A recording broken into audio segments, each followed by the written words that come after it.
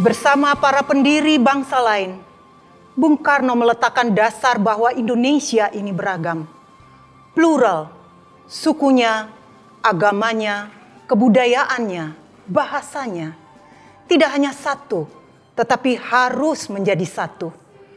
Pada bulan Juni, bulan Bung Karno yang sangat kita kenang ini, saya teringat pada ucapan beliau. Negeri ini, Republik Indonesia, bukanlah milik suatu golongan, bukan milik suatu agama, bukan milik suatu kelompok etnis, bukan juga milik suatu adat istiadat tertentu, tetapi milik kita semua dari Sabang sampai Merauke. Mari kita jaga dan wujudkan Indonesia untuk semua. Merdeka!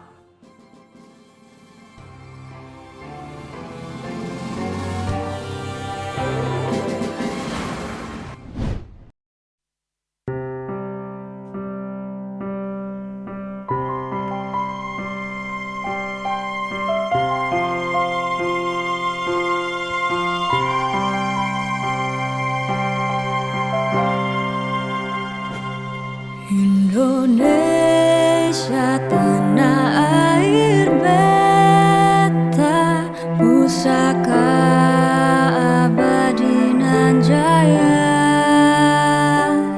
Indonesia sejak dulu kala tetap dipuja-puja bangsa. Di sana lahir beta, dibuai dibesarkan bunda, tempat berlindung di hari tua, sampai akhir menutup mata.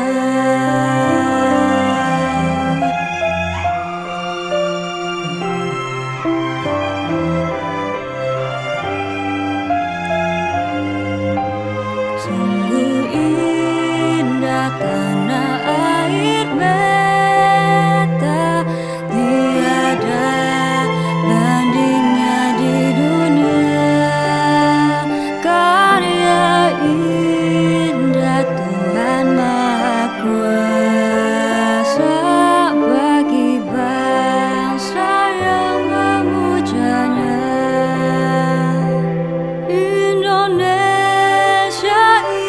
Pertiwi, kau puja, kau kasihi, tenagaku bahkan pun jiwaku, kepadamu relaku beri.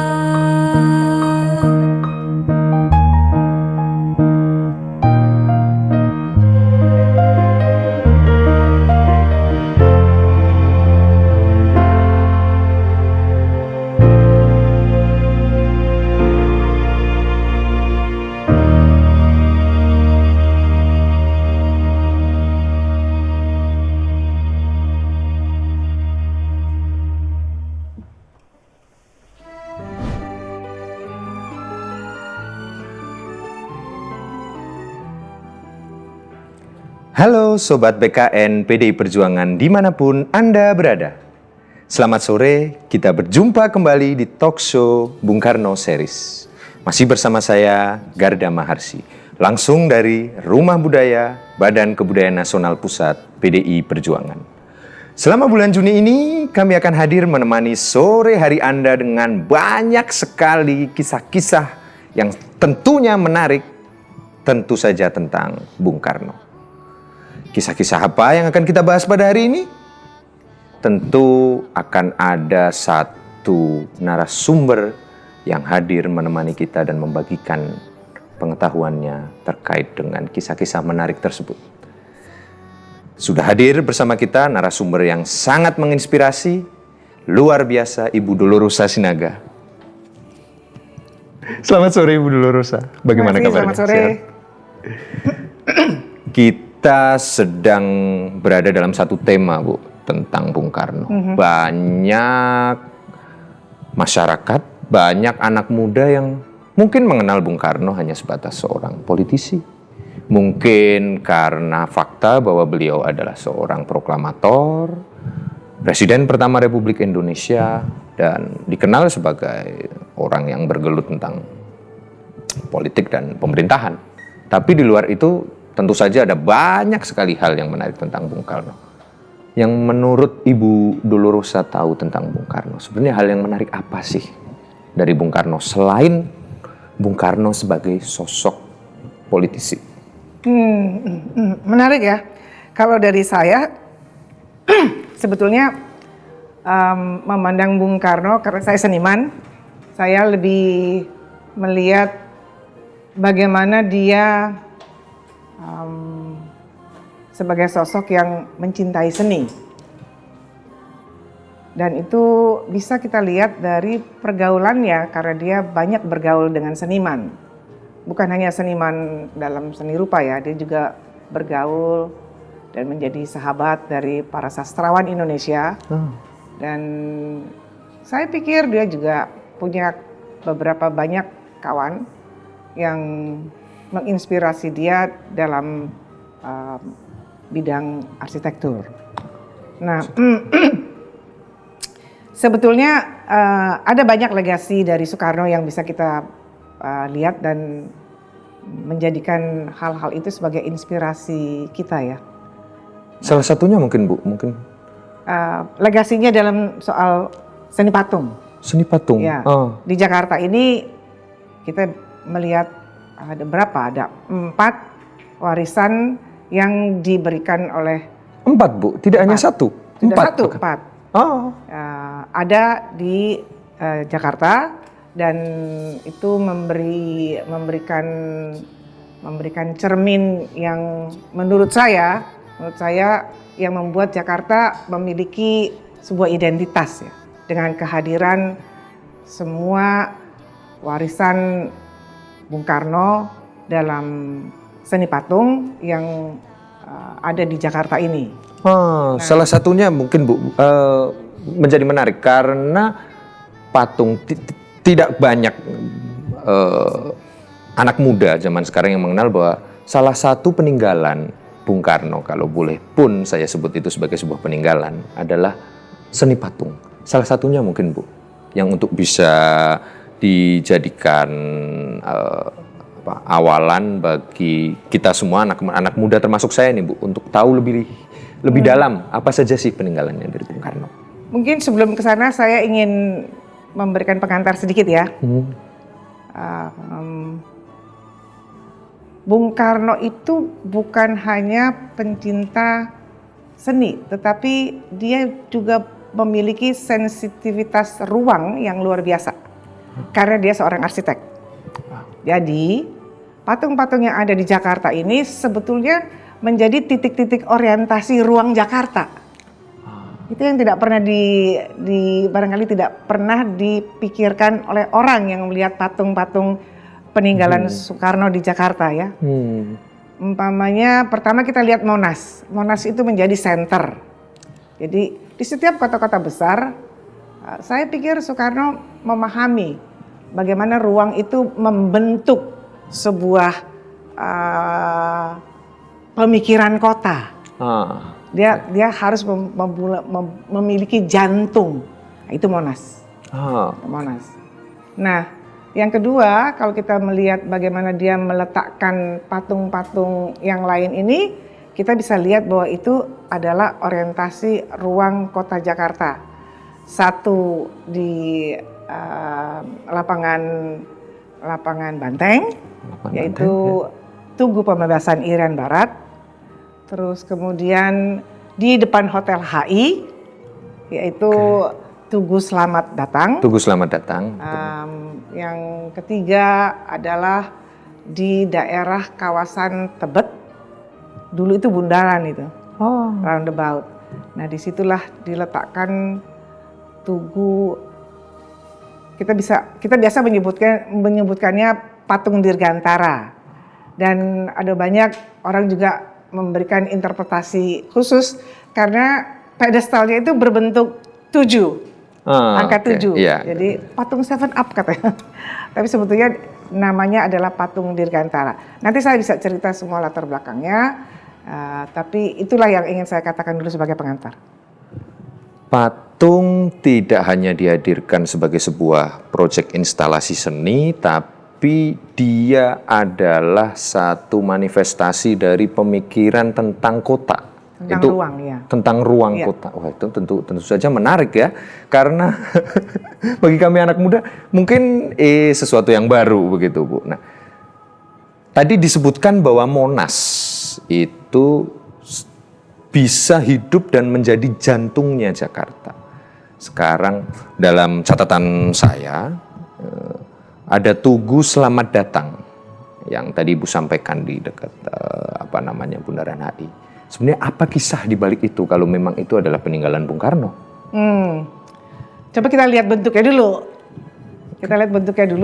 Nanti sesudah itu kita tahu dari mana inspirasinya datang. Ya. Nah, patung Tugu Selamat Datang ini terdiri dari dua sosok laki-laki dan perempuan. Keduanya mengembangkan tangan ke atas dan itu bentuk menerima orang gitu, dengan tangan terbuka lebar gitu kan. Dan yang perempuan juga satu tangannya terbuka ke atas dan yang satu memegang seikat bunga, dan itu adalah saya baca itu sebagai tanda persahabatan yang dinyatakan oleh Bung Karno dengan memegang bunga. Nah, patung ini dibuat dan harus dieksekusi oleh Bung Karno karena dia dieksekusi pada tahun 1962. Setahun kemudian itu berlangsung Asian Games keempat. Jadi kita bisa lihat bagaimana koneksinya patung ini dengan event internasional itu. Bung Karno ingin menyatakan kepada dunia melalui ekspresi patung ini, kami adalah sebuah nation yang baru yang terbuka pada percakapan internasional, dan bangsa kami adalah bangsa yang terbuka serta beradab. Ya, kira-kira begitu. Berarti ini dalam satu lintasan sejarah, Bung Karno kemudian menghadirkan sebuah karya seni, patung Selamat Datang.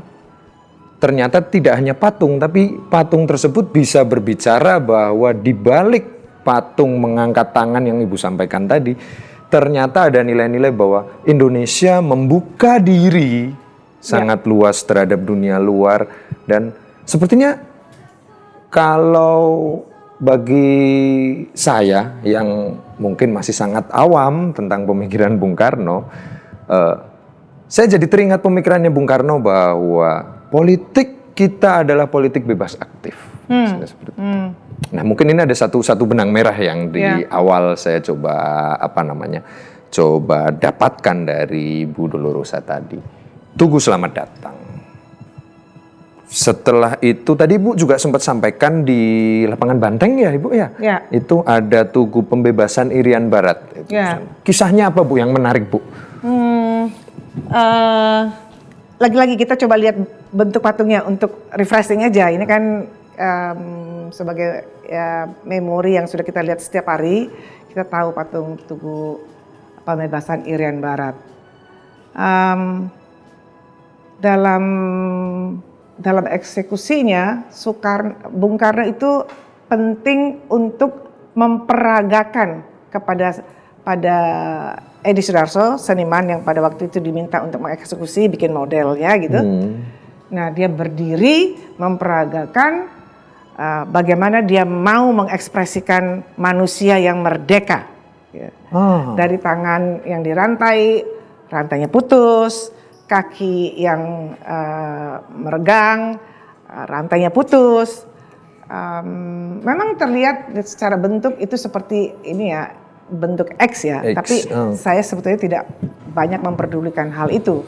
Saya lebih banyak memperdulikan bagaimana presentasi dari sosok ini memang menggugah orang dan memperlihatkan sebuah ajakan, sebuah pemikiran bahwa bangsa Indonesia, bangsa yang baru merdeka ini akan menentang semua bentuk penjajahan, imperialisme dan kolonialisme dan akan mengatur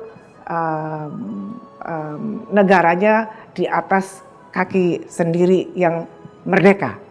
Kira-kira itulah message yang saya baca kalau saya melihat patung pembebasan Tugu Irian Barat. Nah, di samping itu, patung ini juga punya pesan yang lain. Dia dibuat untuk sebagai penghormatan kepada saudara-saudara kita di Papua yang memilih masuk ke negara Republik Indonesia.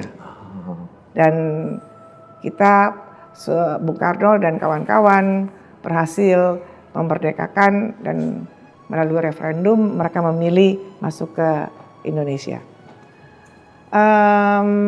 Itu adalah makna yang lain di samping bahwa patung itu memperlihatkan bagaimana karakter nation yang akan dibentuk oleh Bung Karno, yaitu adalah nation yang merdeka yang akan mengatur diri sendiri, berdiri di atas kaki sendiri seperti di dalam Trikora. Nah, patung ini juga menjadi patung yang membuat pernyataan yang sangat kuat terhadap pemikiran Trikoranya beliau. Menarik sekali. Tadi Ibu sempat sampaikan dan saya karena relatif cukup sering lewat lapangan Banteng juga Bu. Saya melihat tadi pemilihan rantai yang terlepas tadi Ibu sempat sampaikan tadi.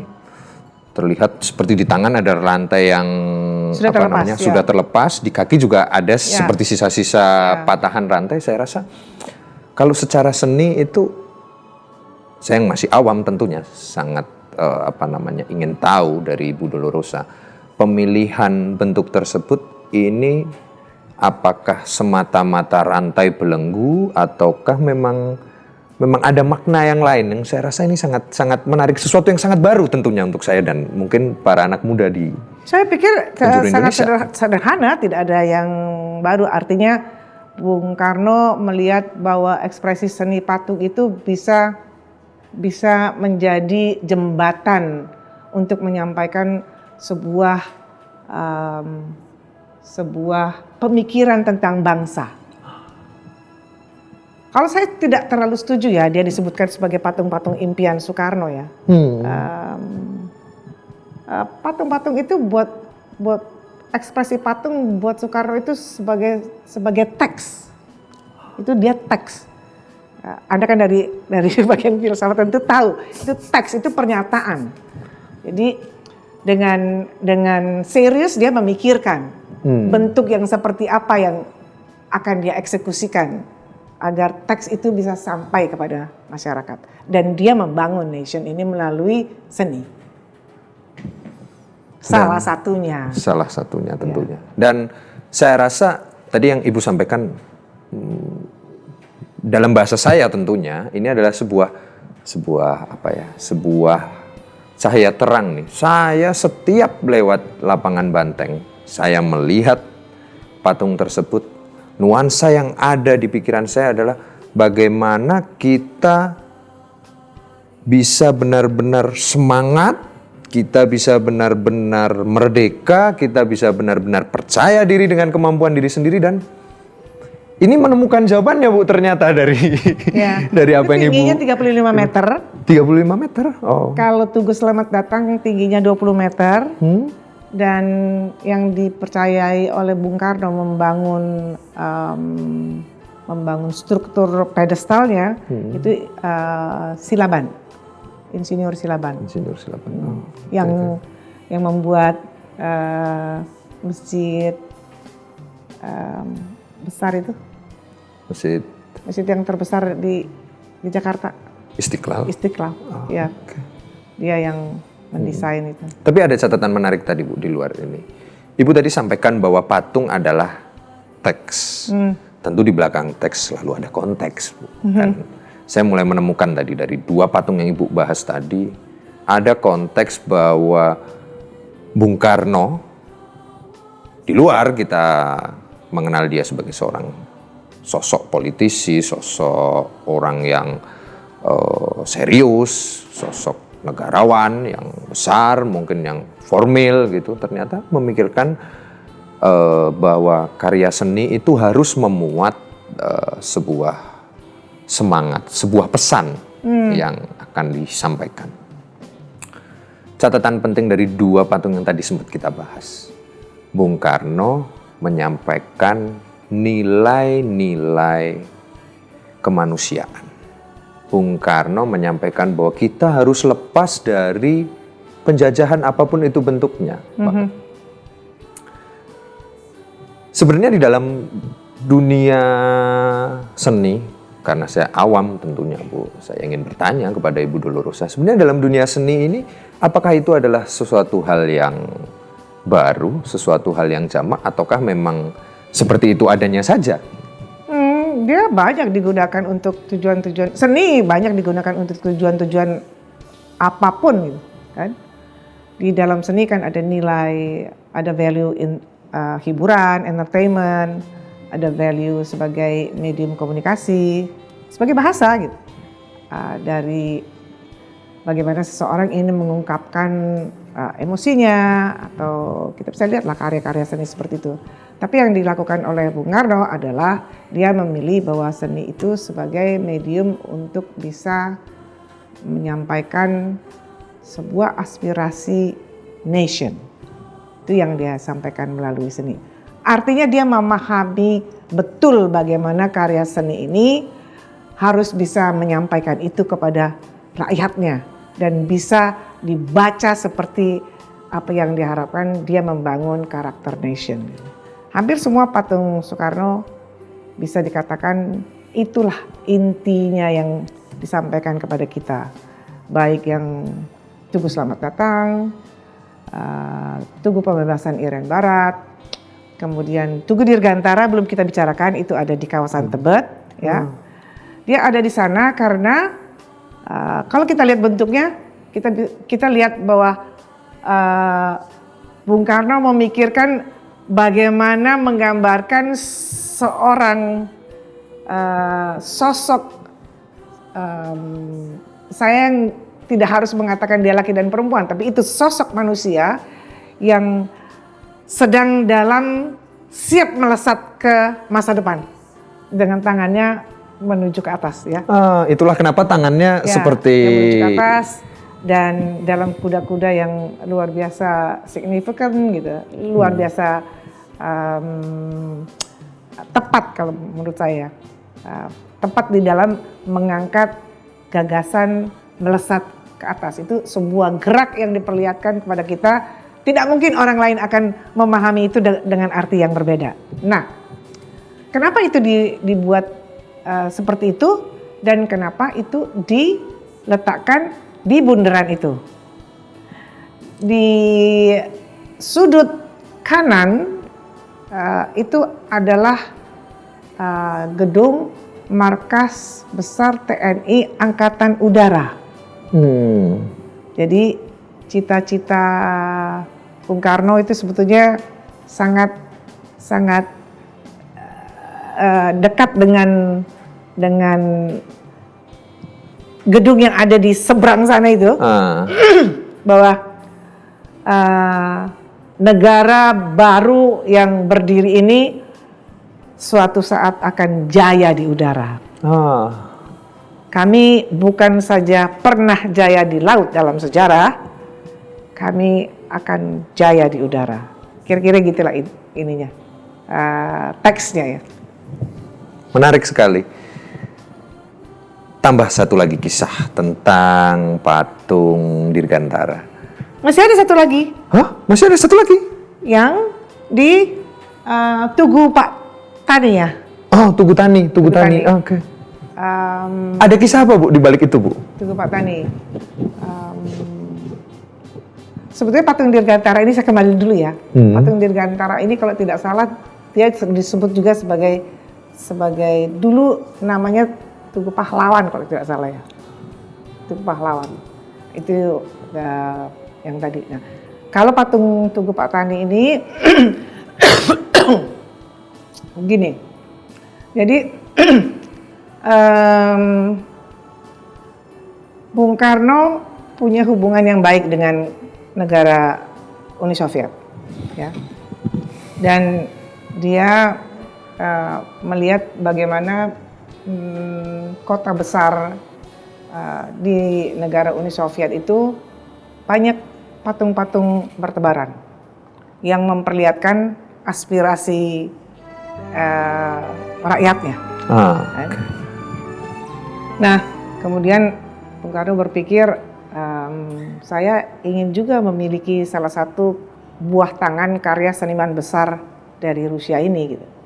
Nah, kemudian dia bicara dengan Adam Malik, pada waktu itu dia duta besar untuk Rusia. Kemudian yang dia minta adalah tolong carikan pematung yang terhebat. Dia nggak mau yang second class.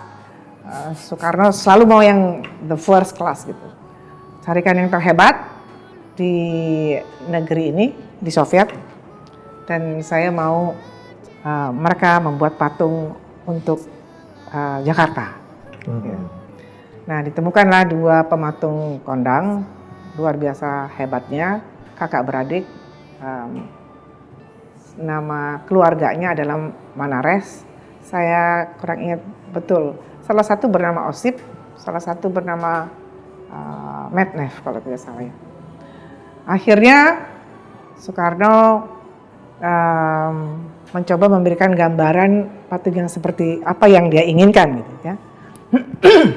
Dan kemudian itulah yang dieksekusi. Ada sosok petani, Pak Tani, yang memegang senapan, dia pakai caping, dan kemudian ada sosok perempuan, dia berkebaya, sosok perempuan Jawa ya, dan dia memberikan makanan kepada petani. Nah, intinya adalah ekspresi ini mencerminkan bagaimana seorang ibu mengikhlaskan anaknya untuk berjuang dan mendukungnya dengan ekspresi memberikan makan. Jadi mereka itu, sorry maaf, tadi saya kan bilang Dirgantara patung pahlawan. Ini yang sebetulnya patung pahlawan. Oke. Patung Pak Tani ini. Patung Pak Tani ini sebetulnya namanya patung pahlawan. Patung pahlawan. Tapi karena dari bentuknya kemudian orang terus kemudian bilang patung Pak Tani aja. Jadi populernya dia patung Pak Tani. Sebetulnya namanya patung pahlawan.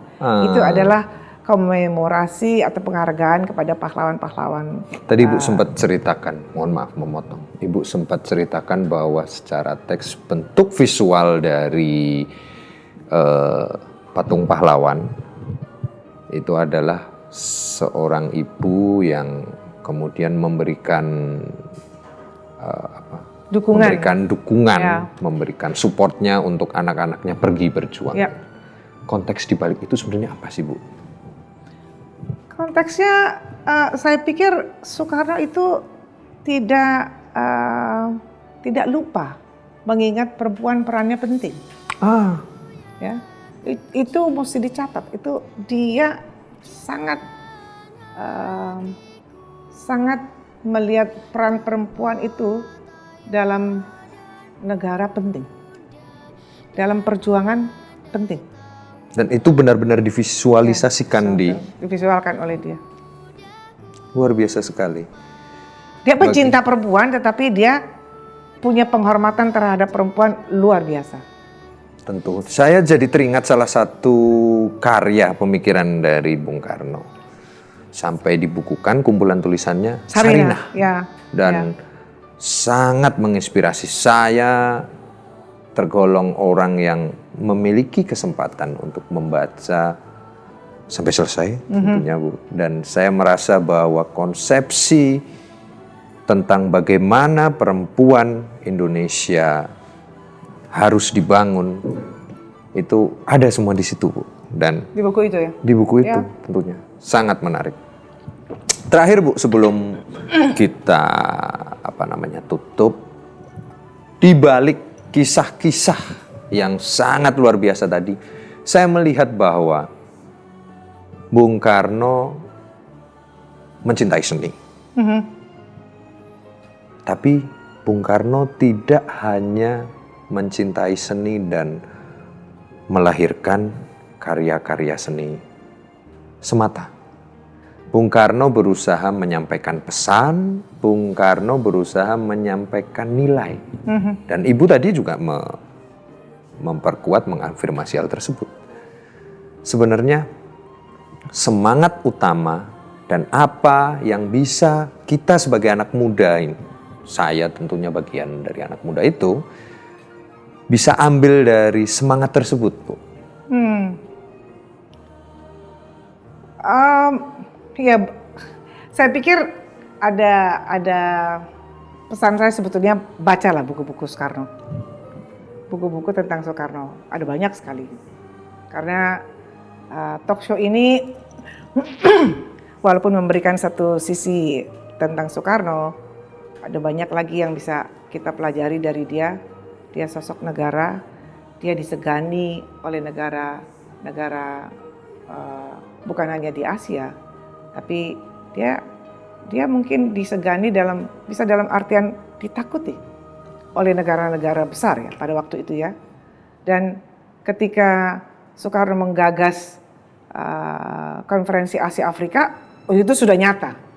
Dia memperlihatkan sikapnya melawan imperialisme dan melawan penjajahan di muka bumi ini.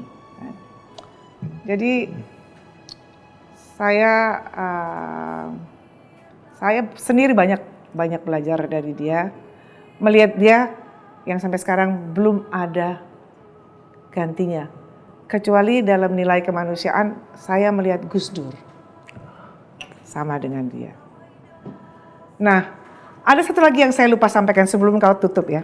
Jadi di patung pahlawan ini ada tulisan Bung Karno. Hanya bangsa yang besarlah yang bisa menghargai pahlawannya. Ini tugu ini namanya Tugu Pahlawan. Dan kalau Anda perhatikan, yang lain itu pedestalnya semua uter balik. Ya, uter balik tahu ya? Iya. Tugu Selamat Datang juga begitu, Oh ya. uter balik. Tugu Pembebasan juga begitu, uter balik. Yang anomali itu adalah patung Dirgantara, bentuk pedestalnya angka 7. Ya, seperti angka 7. Karena dia angka 7 tuh gini kan, gini. Di atasnya flat. Di tempat yang flat itulah dia akan melesat. Jadi artnya itu sudah menjadi bagian dari pedestal untuk melengkapi konten ekspresinya. Gitu, ngelesat. Jadi dia tidak membuat pedestal yang statik. Dia membuat pedestal yang dinamis. Gitu. Angka 7 dengan curve gitu ya. Nah, di Tugu Pak Tani ini kita bisa lihat bagaimana Bung Karno itu tidak meletakkan patung itu di tengah. Dia geser patungnya ke salah satu sisi bundaran. Sehingga ketika kita ada di jalan ini dekat dengan patung itu, dengan vista yang baik kita bisa lihat semuanya. Kita bisa lihat semuanya. Jadi Bung Karno itu memikirkan dari segi dimensi, dari peletakannya, artinya kenapa dia tidak di tengah? Di tengah itu kan menjadi selesai. Semua ruang itu mati, dia di tengah. Dia tarik ke sini, ke pinggir bundaran. Orang harus melakukan traveling eyes sampai ke dia. Mata kita jalan dulu dari pinggiran sana sampai ke dia. Itulah kejeniusannya Soekarno dalam menata ruang. Luar biasa sekali. Sesuatu ilmu yang baru tentunya Bu untuk saya dan para Dan pedestal teman-teman yang semua. dia gunakan itu gagasan dia. Pedestal yang berundak. Walaupun perempuan itu ada di undakan bawah, laki-laki ada di undakan atas, kan berundak dia kan, berundak. Tapi dia tetap setara karena dia memberikan makan. Gitu. Baik, terima kasih sekali Ibu Dolorosa atas sharing ilmunya, sangat menginspirasi untuk kita semua.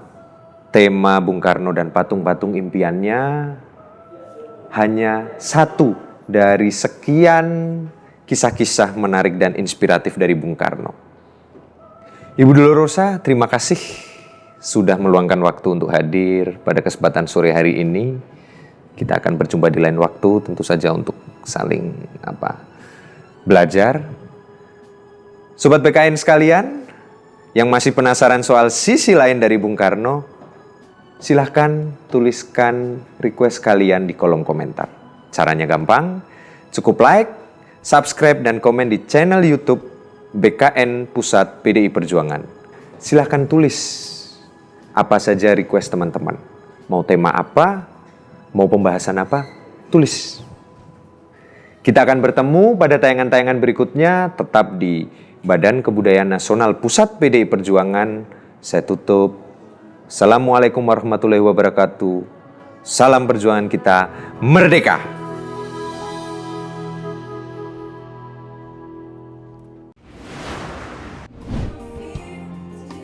What's your name? Amin Abdul Qadir Where are you from? from Iraq. Do you know about Sukarno? Yeah, I know. What do you know about him? Sukarno is the founding father of Indonesia. He received a lot of honorary doctorates, one of them from Azhar University. He was a nationalist, worker, and the first president of Indonesia. We, African and Asian people, know him as the initiator of Afro-Africano Conference that was very important for both African and Asian nations.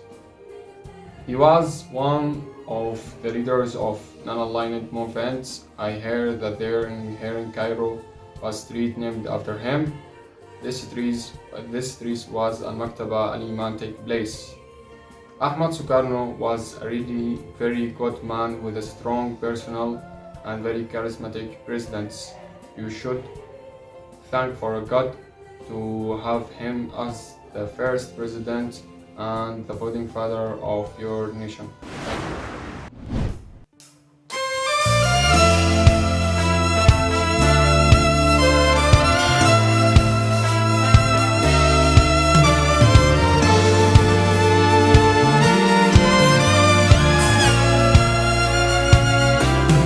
Andai aku bisa menjadi seperti yang kau